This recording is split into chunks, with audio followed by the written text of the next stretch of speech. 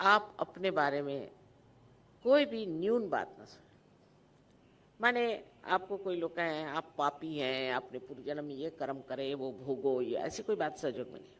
जब आप हमारे सामने आज बैठे हुए हैं तो आप हमारे बच्चे हैं और आप पूर्णतया शुद्ध हैं।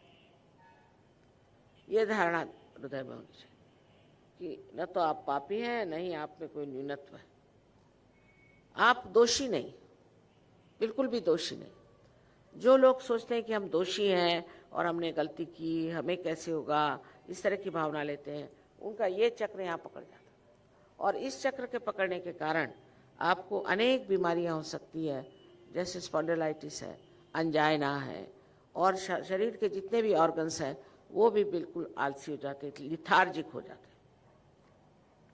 इसलिए ऐसी चीज़ जो कि हो चुकी, गलती हो गई होगी, उसको आज लेकर बैठने की क्या ज़रूरत है। इस तरह की मिथ्या चीज़ को लेकर के आप अपने को दुख कर दे रहे हैं, तो मेहरबानी से आप अपने को माफ़ कर दीजिए।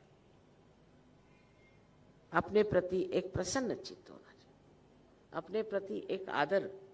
मैंने आपसे पहले ही बताया कि मैं आपका आदर करती हूँ, मैं आपसे प्रेम करती हूँ। इसी प्रकार आपको भी अपने साथ आदर का ही भाव रखना चाहिए और उसी तरह से प्रेम का भाव।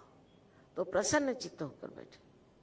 दूसरी बात जो कहने की है वो ये कि जैसे आप अपने को क्षमा करते हैं, आप दुनिया भर को क्षमा करते हैं।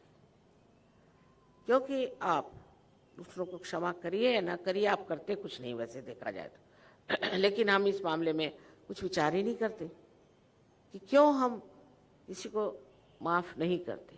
जब हम दूसरों को माफ़ नहीं करते हैं तो हम अपने को छलते रहते हैं, और जिसको माफ़ करना होता है वो तो आराम से बैठा हुआ। इसलिए सबको एक साथ माफ़ कर देना है, ना उनके बारे में सोचना है, क्योंकि उनके बारे में सोचना भी एक बड़ा भारी सरदर्द है। इसलिए कृपया सबको एक साथ आप क्षमा करें, सबको एक साथ आप क्षमा करें। जब आप सबको एक साथ क्षमा कर देंगे, आपको आश्चर्य होगा कि आपको बहुत अंदर से हल्कापना है, बेकार का बोझा आप ढो रहे हैं। इसलिए सब दुनिया को आप एक साथ क्षमा करें, उससे बड़ा फायदा होगा। उससे ये जो चक्र आपका आज्ञा चक्र है, ये इस तरह से बंधा हुआ बिल्कुल संकीर्ण है, इसके अंदर से कुंडलिनी जा ही नहीं सकती, लेकिन माफ़ करते ही खुल जाता है, और खुलते ही साथ इसमें से कुंडलिनी आसान है।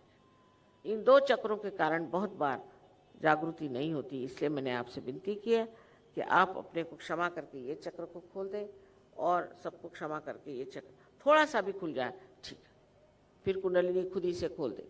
नहीं तो उसको लड़ना पड़ेगा, उसको आकर के धक्के देने पड़ेंगे। इसलिए उसका कार्य सरल होने के लिए, सहज होने के लिए आप इतनी दो चीज़ें करिए कि आप अपने को माफ़ करिए और दूसरों को माफ़ कर दीजिए, मन से, हृदय से।